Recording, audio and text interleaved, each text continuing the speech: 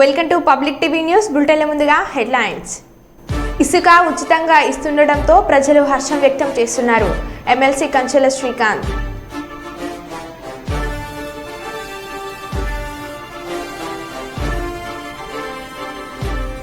అత్యంత వేగంగా వెళ్లి చెరువులో పడిపోయిన కారు.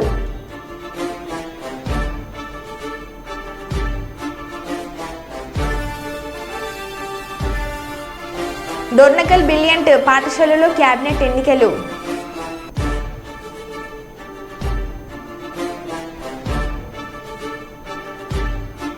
సీఎం రేవంత్ రెడ్డిని కలిసిన సిరాజ్.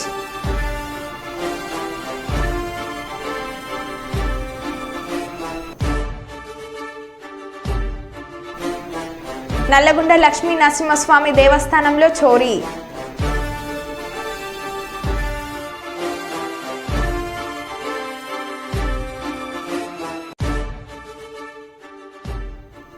ఇక వివరాలకు వెళ్తే, భారత ప్రధాని నరేంద్ర మోడీ మంగళవారం రష్యా అత్యున్నత పౌర పురస్కారం ఆర్డర్ ఆఫ్ సెయింట్ అర్థూరి అపోస్టల్ను అందుకున్నారు. రష్యా అధ్యక్షుడు పుతిన్ దీన్ని ప్రదానం చేశారు. ఇరు దేశాల మధ్య ద్వైపాక్షిక సంబంధాలను పెంపొందించడంలో అందించిన విశేష సేవలకు గుర్తింపుగా 2019లోనే మోడీకి ఈ అవార్డును ప్రకటించారు. అవార్డు అందుకున్న తొలి భారతీయ నేత మోడీనే కావడం విశేషం.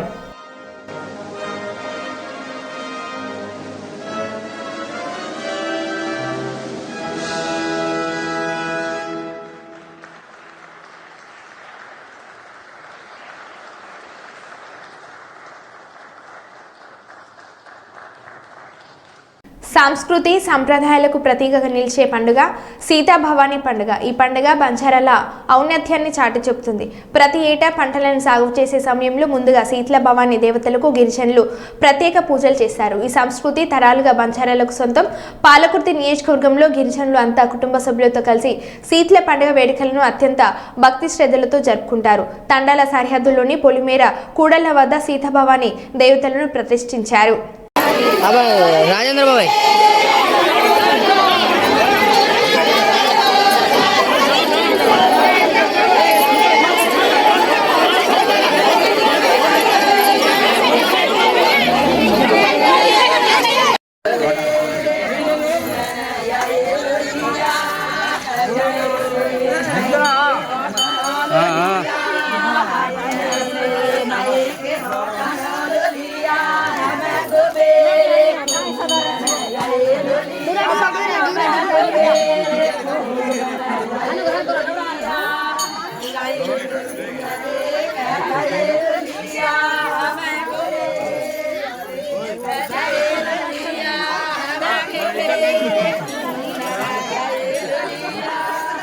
ప్రమాదానికి నిల్వెత్తు నిదర్శనం హన్మకొండ బస్టాండ్ రోడ్ సమీపంలో రోడ్డు గుంతలుగా ఏర్పడడంతో ప్రయాణికులకు ఇబ్బందులుగా మారుతుంది. ఇప్పటికైనా అధికారులు తగు చర్యలు తీసుకోవాలని ప్రయాణికులు వేడుకుంటున్నారు. వాహనదారులకు పలు సమస్యలు ఎదురవుతున్నాయని, ఇలాంటి గుంతలు ఉన్న రోడ్లు ప్రయాణించడం వల్ల ప్రమాదం జరిగే అవకాశం ఎక్కువ ఉంది. కావున ప్రయాణికులారా తస్మాత్ జాగ్రత్త.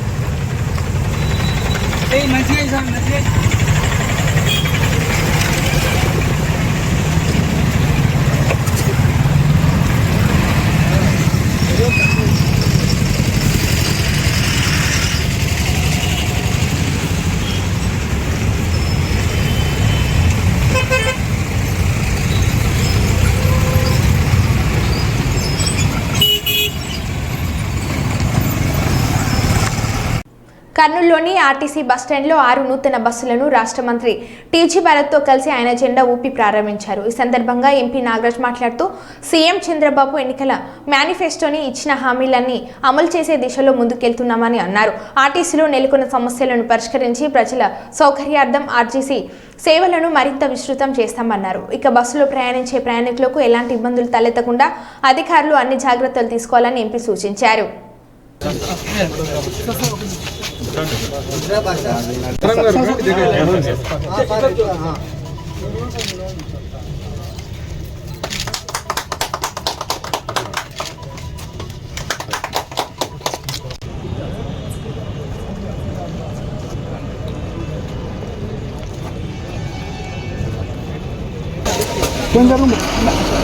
టచ్ చేయండి నన్ను వచ్చేయండి టచ్ చేయండి అన్నారు.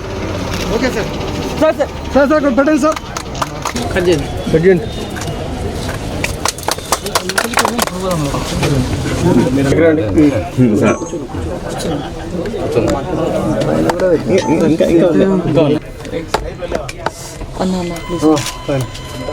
Wait sir wait.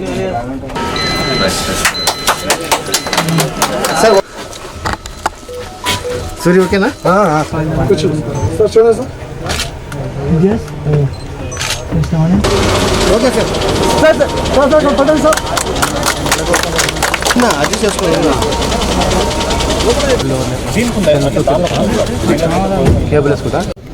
Sleeper class సంబంధించిన బస్సులు నాన్ ఏసీ రీజనబుల్ రేట్తో ఈరోజు మనకు 2 బస్సులు వస్తున్నాయి. తిరుపతికి విజయవాడకి కూడా ఉంటుంది. అదే కాకుండా అల్ట్రా డీలక్స్ బస్సెస్ 6 బస్సులు స్టార్ట్ చేయబోతున్నారు మన కర్నూలు ఆర్టీసీ డిపో నుంచి. ముఖ్యంగా మీకు తెలుసు చంద్రబాబు గారు అంటే ఒక నమ్మకం. అందుకనే ఆ నమ్మకంతో ఎన్నో అంటే ఎస్పెషలీ ఇండస్ట్రీస్ నేను చూస్తున్నా. అశోక్ లీలాండ్ ఇది కొద్దిగా టాటా ఉండొచ్చు ఇక్కడ బస్సులు, బట్ అశోక్ లీలాండ్ వాళ్ళది ఈ మధ్యలో నేను పోయి వచ్చిన వాళ్ళ ఆ ఏరియాలో. అశోక్ లీలాండ్ వాళ్ళు చంద్రబాబు గారు వచ్చిన వెంటనే 5 years బ్యాక్ వెళ్ళిపోయినారు. ఇప్పుడు ఇమీడియట్గా రిటర్న్ వస్తామని చెప్పడం జరిగింది వాళ్ళు కూడా అక్కడ. సో అదే కాకుండా మనకి ఇక్కడ కూడా ఇప్పుడే ఆర్ఎం గారితో మాట్లాడడం ఏం చెప్పారంటే ఇక్కడ దాదాపు 10 ఎకరాల పైన డెవలప్మెంట్ చేసేదానికి అవకాశం ఉంది సార్. మంచిగా డెవలప్ చేసి ప్రజలకు ఉపయోగపడేలాగా నేను ఎంపీ గారు మాట్లాడుకొని ఇక్కడ ఏ రకంగా అయితే బాగుంటుంది, at the same time income కూడా జనరేట్ అవుతుంది ఆర్టీసీకి. సో ఆ 2 రకాలుగా ప్రయోజనం ఉంటుంది కాబట్టి అది కూడా వర్కౌట్ చేస్తాం. ఇంకా నాకు తెలిసి bus stand one of the biggest bus stand రాయలసీమలో. సో ఇక్కడ కూడా ఏం సమస్యలు ఇంకా రివ్యూ చేయలే, త్వరలో రివ్యూ చేసి ఇక్కడ కూడా ఏమైనా సమస్యలు కానీ ఇట్లాంటివి ఉంటే అది కూడా will sort it out. And ఫ్యూచర్లో one of the best bus stands కొంచెం ఈరోజు 2024 ఎలక్షన్ తర్వాత బ్రహ్మాండ తెలుగుదేశం పార్టీ రాష్ట్రంలో ప్రమాణ స్వీకారమైన నెలలోపే మేనిఫెస్టోలో భాగంగా మన గౌరవ ముఖ్యమంత్రి అయినటువంటి నారా చంద్రబాబు నాయుడు గారు ఏ లక్ష్యాలనైతే మనకు నిర్దేశించారో అందులో భాగంగా ఆర్టీసీ విషయంలో ఎస్పెషల్లీ ప్రజా రవాణా విషయంలో ఉచిత బస్ సౌకర్యం కూడా కల్పిస్తున్నారు. అవి కల్పించడానికి తదుపరి సంతకం పెట్టే కంటే ముందరనే ఈ ఆర్టీసీని ప్రక్షాళన చేయాలనే ఉద్దేశంతో కొత్త బస్సులను కూడా ఈరోజు బ్రహ్మాండంగా ఈ కర్నూలు డిపో నుంచి మనం ఈరోజు మన గౌరవ మంత్రివర్యులైనటువంటి టీజీ భరత్ గారి సమక్షంలో, ఎంపీ ఆధ్వర్యంలో, ఆర్ఎం గారి సమక్షంలో బ్రహ్మాండంగా ఈరోజు ఓపెనింగ్ చేసుకుంటున్నాం. అంతేగాక తెలుగుదేశం పార్టీ బడుగు బలహీన వర్గాల కోసం ఏవైతే మేనిఫెస్టోలో భాగంగా హామీ ఇచ్చిందో మీరైతే అన్ని చూశారు. ఉచిత ఇసుక కూడా మన 8వ తారీఖు మొదలైంది. పెన్షన్లు కూడా 200 నుంచి 2000 చేశారు, 2000 నుంచి 4000 చేసిన ఘనత కూడా తెలుగుదేశం పార్టీది. అంటే ప్రతి విషయంలో తూచా తప్పకుండా రాష్ట్రం అంతా అంధకారంలో ఉన్నా కూడా ఏ మేనిఫెస్టోలో ఏదైతే ఇచ్చారో అందులో భాగంగా బ్రహ్మాండంగా ఒకటి దశల వారీగా చేస్తూ పోతున్నారు. అందులో భాగంగా ఈరోజు ఈ నూతన బస్సులను అందరికీ కూడా గుడ్ ఈవినింగ్. ఈరోజు మన ఆర్టీసీ డిపోలో మన కర్నూలు జిల్లాకు వచ్చిన 6 నూతన బస్సుల్ని ప్రారంభించడానికి చేసినటువంటి గౌరవ మన మంత్రి గారు భరత్ సార్ గారు అలాగే ఎంపీ గారు వచ్చి మనకు ఇనాగ్రేషన్ చేయడం జరిగింది. దీనిలో భాగంగా 2 స్టార్ లైనర్లు అంటే నాన్ ఏసీ స్లీపర్లు అట్లాగే 2 సూపర్ లగ్జరీలు, అట్లాగే 2 అల్ట్రా డీలక్స్లు ప్రారంభించడం జరిగింది. Thank you. Okay. Telangana CM Revanth రెడ్డిని టీమిండియా క్రికెటర్ మహ్మద్ సిరాజ్ కలిశారు. జూబ్లీహిల్స్లోని సీఎం నివాసంలో ఆయనను కలిసి భారత జెర్సీని అందించారు. T20 వరల్డ్ కప్ మెడల్ను ఆయనకు చూపించారు. T20 వరల్డ్ కప్ను గెలిచినందుకు సిరాజ్ను సీఎం అభినందించారు.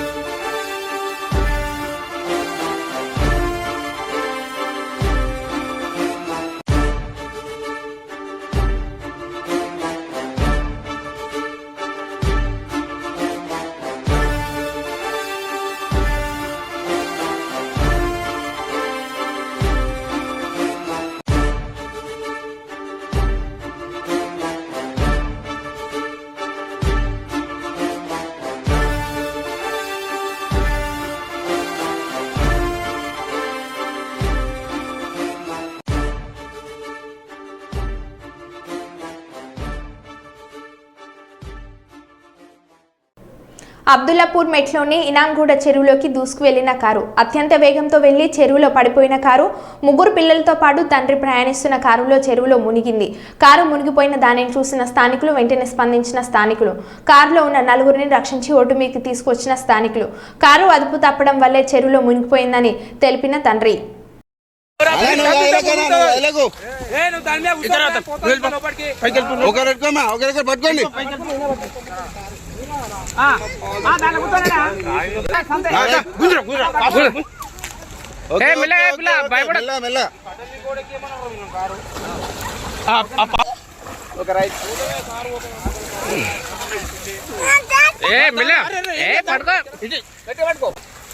ఇక్కడ ఎందుకు వచ్చేది ఇది పోయేతోనా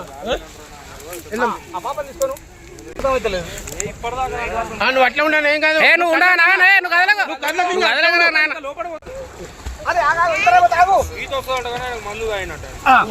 అన్న ఇప్పుడు ట్యూబ్ అయినా ఇచ్చేసే రైట్ వచ్చేసే ట్యూబ్ వేసుకోవడం మంచిగా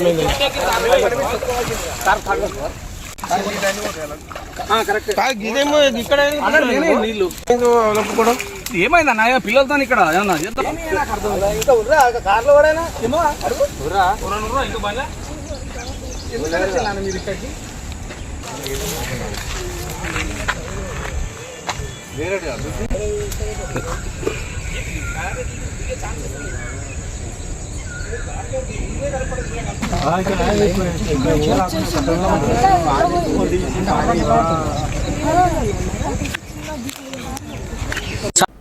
భారతదేశంలోని అన్ని మండలాల్లో జిల్లా కేంద్రాలలో ఆల్ ఇండియా కమిటీ పిలుపు మేరకు CITU ఆధ్వర్యంలో ధర్నాలు చేయడం జరిగిందని అంజుబాబు తెలిపారు. ఈరోజు కర్నూలు కలెక్టరేట్ కార్యాలయం ఎదుట జిల్లా CITU కమిటీ ధర్నా నిర్వహించడం జరిగింది. అంజుబాబు మాట్లాడుతూ అంగన్వాడీ ఆశా వర్కర్లను ప్రభుత్వ ఉద్యోగులుగా గుర్తించాలని సమగ్రమైన చట్టం తీసుకురావాలని కోరారు.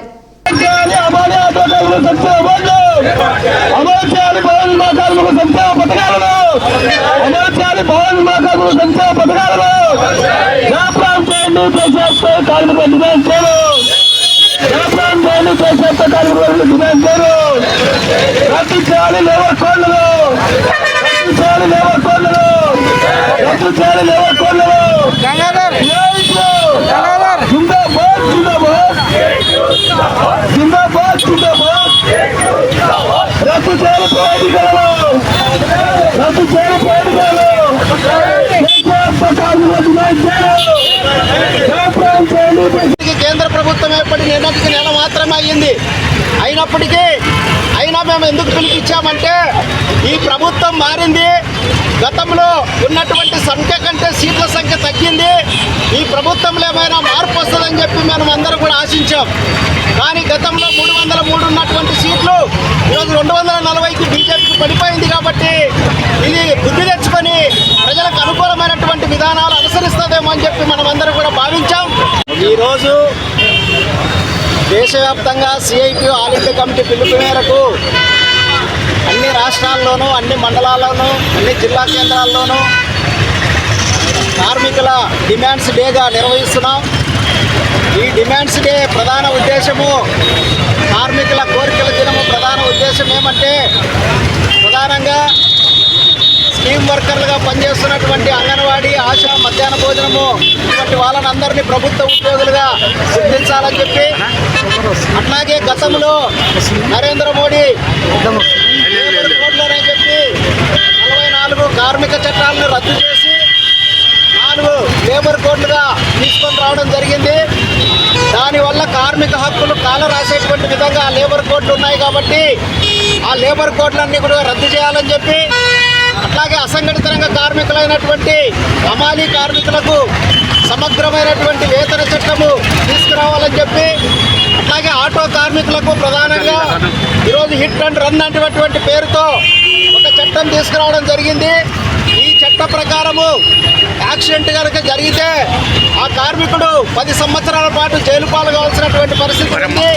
కాబట్టి ఆ చట్టాన్ని రద్దు చేయాలని చెప్పి, అట్లాగే కాంట్రాక్ట్ కార్మికులు అందరినీ రెగ్యులర్ చేయాలని, కాంట్రాక్ట్ కార్మికులకు కనీస వేతనం 26,000 రూపాయలు ఇవ్వాలనేటువంటి ఈ డిమాండ్స్తో ఈరోజు దేశవ్యాప్తంగా సిఐటు వరంగల్ జిల్లా రాయపర్తి మండలం బురాన్పల్లి గ్రామంలో మాజీ సర్పంచ్ సూదుల దేవేందర్ మరణించగా ఈరోజు వారి పార్థివ దేహానికి నివాళులు అర్పించి కుటుంబ సభ్యులను పరామర్శించిన రాష్ట్ర మాజీ మంత్రి ఎర్రపల్లి దయాకర్రావు మాట్లాడుతూ ఈ హత్యకు కారణమైన వారిని కఠినంగా శిక్షించి వారి కుటుంబ సభ్యులకు తగిన న్యాయం చేయాలి. మాజీ సర్పంచ్ దేవేందర్ కుటుంబ సభ్యుల తరపున ఎంతటి పోరాటంకు అయినా సిద్ధమని అన్నారు. ఈ కార్యక్రమంలో వారి వెంట మండల పార్టీ నాయకులు, స్థానికులు, నాయకులు తదితరులు పాల్గొన్నారు. అతనికి గతంలో ప్రయత్నం చేస్తే పోలీసులు చెప్పి నేనే హత్యా ప్రయత్నం చేస్తే పోలీసులను పెట్టి ఆపేయటం జరిగింది. అతని మంచి వ్యక్తి, కానీ పిల్లలు కూడా మంచిగా చదువుకున్నారు, చాలా సిన్సియర్ కార్యకర్త. అటువంటి వ్యక్తిని కాంగ్రెస్ పార్టీ గ్రామ అధ్యక్షుడు ఇంకా ముఖ్య నాయకులు కలిసి చంపడం జరిగింది. దీన్ని చాలా బాధాకరమైన విషయం. గత ప్రభుత్వాలలో తేడా చూడాలి. తెలుగుదేశం ప్రభుత్వం ఉన్నప్పుడు కానీ కాంగ్రెస్ ప్రభుత్వం వచ్చిన తర్వాత ఎట్లని మళ్ళీ హత్యలు జరిగినాయి.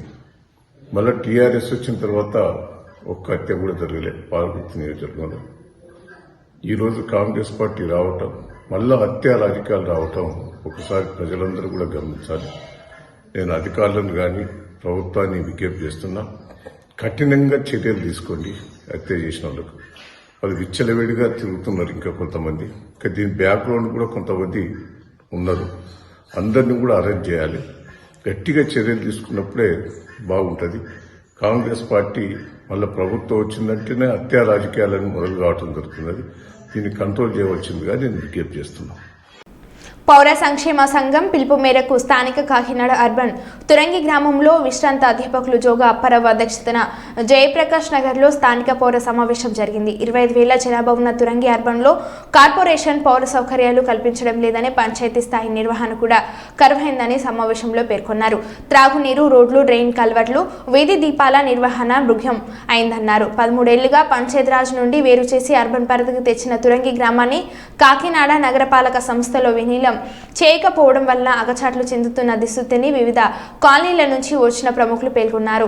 నగరంలో విలీనం చేయాలని హైకోర్టులో ఉన్న స్టే తొలగించే ప్రక్రియ ప్రభుత్వం తీసుకురావాలని కోరారు. రాజకీయాలకు అతీతంగా తురంగి అభ్యున్నతి కోరుతూ కాకినాడ అర్బన్ గ్రామాల విలీన సాధన సమితి ఏర్పాటుకు భాగస్వామ్యం కావాలని నిర్ణయించారు.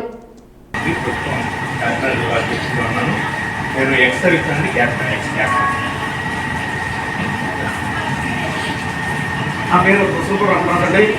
ఏ ప్రభుత్వం అధికారంలో ఉన్నా వార్తల్లో నిలిచి ఉంటాను. ఎందుకంటే నిత్య ప్రతిపక్షంగా ఉండేటువంటి ప్రజాస్వామ్య ప్రక్రియలో ప్లాట్ఫామ్లో నడిచేయబడుతుంది.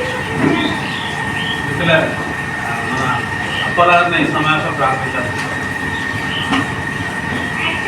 ఇక్కడ విచ్చేసినటువంటి పెద్దలు అందరికీ నమస్కారాలు. మనలో టీచర్లు ఉన్నారు, లాయర్లు ఉన్నారు, ప్రజాసేవకులు ఉన్నారు, రకరకాల అన్ని రకాల వాళ్ళు ఉన్నారు. మనమంతా కూడా ఈ సమాజం 13 సంవత్సరాలుగా 25,000 జనాభా కలిగినటువంటి తోరంగి అర్బన్ ఏరియా కాకినాడ ఆనుకుని ఉన్నప్పటికీ ఈ యొక్క అర్బన్ పౌర సౌకర్యాలు లేకుండా పంచాయతీ స్థాయి సౌకర్యాలు కూడా కరువైపోయి త్రాగునీటి విషయంలో కానీ, రోడ్లు డ్రైన్ల విషయంలో కానీ, పారిశుద్ధ్య విషయంలో కానీ ప్రజలు నానా రకాలుగా ఇబ్బంది పడుతున్నటువంటి పరిస్థితి. పౌర సంక్షేమ సంఘం ఈ యొక్క గ్రామాల విలీన సాధన విషయమై జరిగినటువంటి సమావేశంలో వారి ద్వారాగా తెలుసుకున్నటువంటి విషయం. కాబట్టి ఈ విషయాల మీద ప్రభుత్వం ప్రత్యేకంగా దృష్టి కేంద్రీకరణ చేసి గ్రామాల విలీనానికి చర్యలు తీసుకోవాలని, ఈ తోరంగి సమస్యలని తక్షణమే పరిష్కారం చేసేందుకు కలెక్టర్ గారు, అదేవిధంగా ఎమ్మెల్యే గారు, అదేవిధంగా పంచాయతీ మంత్రి గారు, మున్సిపల్ మంత్రి గారు, ముఖ్యమంత్రి గారు చర్యలు తీసుకోవాలని పౌర సంక్షేమ సంఘం కోరుతోంది. మహబూబాద్ జిల్లా కంబాలపల్లి గ్రామానికి చెందిన సందు సురేష్, సునీత దంపతుల పెద్ద కూతురు జ్ఞాత్విక, చిన్న కూతురు చారులికలు తమ తల్లిదండ్రులకు టాటా చెప్పి ఇంటి నుండి నడుచుకుంటూ పాఠశాలకు బయలుదేరిన కొన్ని క్షణాల్లోనే కారు రూపంలో ప్రమాదం దూసుకువచ్చి రహదారి పక్కన ఉన్న 2 ద్విచక్ర వాహనాలను ఢీకొట్టిన అనంతరం చారులిక తీవ్రంగా గాయపడి పరిస్థితి విషమించింది. గ్రామస్తులు తీవ్రంగా గాయపడిన చారులికను హుటాహుటిన మహబూబాద్ జిల్లా ఆసుపత్రికి తరలించి చికిత్స చేయిస్తున్నారు. గ్రామంలో వరుసగా రహదారి ప్రమాదాలు చోటు చేసుకుని గ్రామస్తులు ప్రాణాలు కోల్పోవడమే కాకుండా తీవ్రంగా గాయపడుతున్నారని, గ్రామంలో అంతర్గత రహదారులకు అనుసంధానంగా స్పీడ్ బ్రేకర్లు ఏర్పాటు చేయాలంటూ గ్రామస్తులు జాతీయ రహదారిపై రాస్తారోకో నిర్వహించారు. గ్రామస్తుల రాస్తారోకోతో రహదారిపై ఇరువైపులా వాహనాలు నిలిచిపోయాయి, రాకపోకలు స్తంభించాయి. గ్రామస్తులకు పోలీసులకు మధ్య వాగ్వాదంతో స్వల్ప తోపులాట చోటు చేసుకుంది.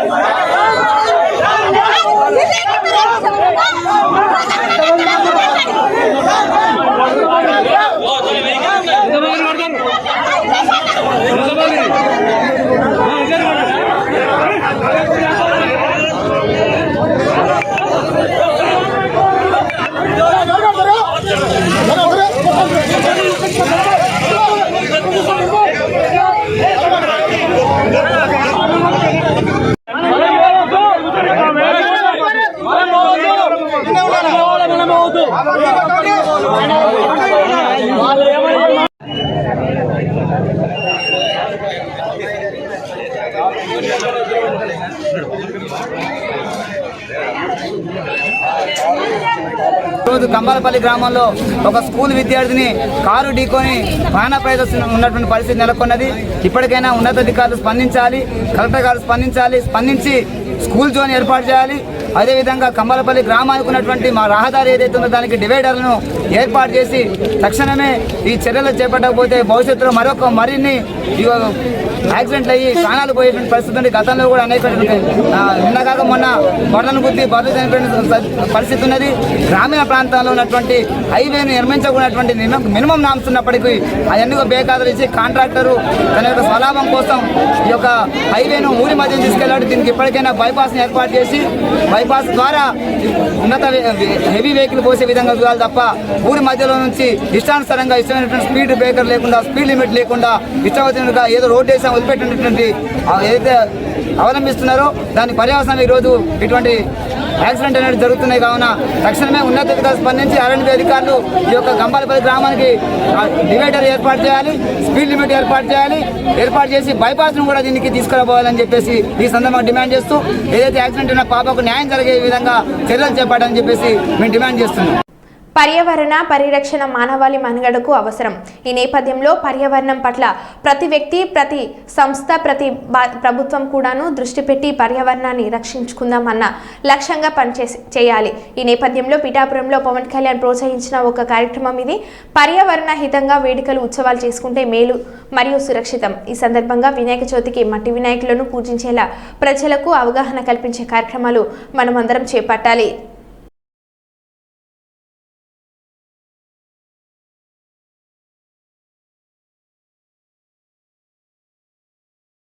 పిఠాపురం పరిసరాల్లో ఉన్న దేవాలయాల్లో తాటి బుట్టలతో ప్రసాదం ఈ విధంగా ఇది తిరుమలలో జరగాలని ఒక ఆలోచనతో రావడం జరిగింది.